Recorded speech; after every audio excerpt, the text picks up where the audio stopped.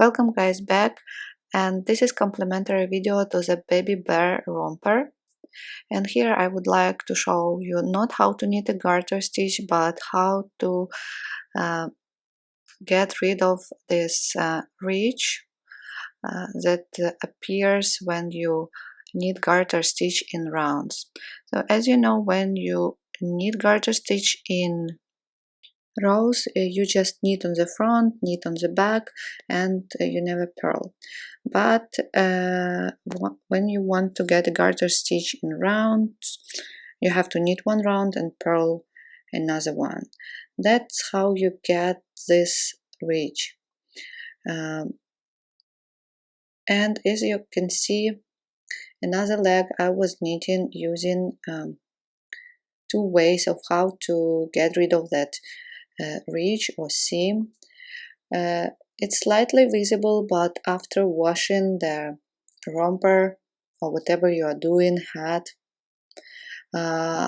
trust me, it will be almost invisible.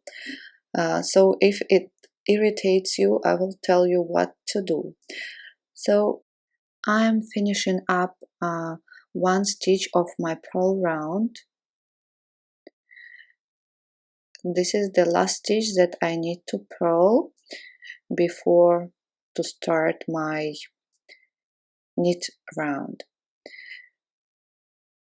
And what you're going to do, you just now slip the stitch and remove the marker. Slip the last stitch, remove the marker for a moment, and now pick up the bar of purl stitch, or this bump that purl stitch creates. This one. Pick it up and put it on the left hand needle. Then you turn stitch in a way that it looks like you are going to purl now. So it is easier to purl like this. When the stitch look in this way, it's easier to knit, but in this way it's easier to purl. Because we are going to purl two together, and the purl will look smoother if you turn the stitch.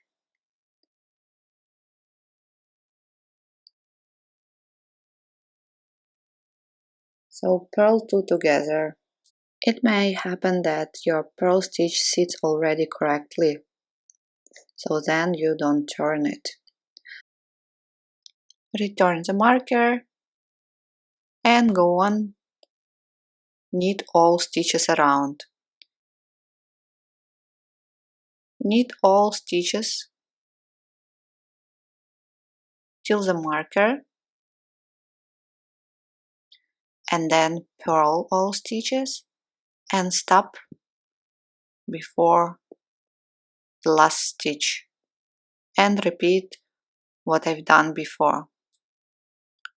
Slip the last stitch, then pick up the bar and purl two together. And here I would like to show you the second way of how to get rid of the jog. So the same, I'm finishing up one stitch of my purl round, slip the stitch and pick up the bar between the first and the last stitch, so exactly the bar from back to front. Now again turn the stitch, the slipped stitch, and purl last stitch and the bar together as purl two together. Pull tight. That's it. Slip the marker and go on with knitting round. Finish knitting round, then purl till the end and leave one stitch and repeat again what we've done before. And that's what you will get.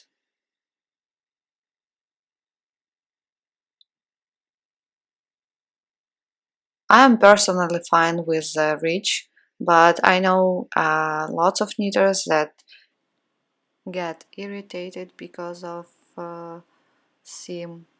So it's up to you. I like the romper even with reach. You can use it for the sleeves as well if you're going to knit the romper or in any other project. Thank you so much for joining this tutorial, and I hope it was useful for you and some new information. If you like this video, please subscribe, check the romper pattern, share this video, and I hope to see you soon in my next video tutorials. Bye!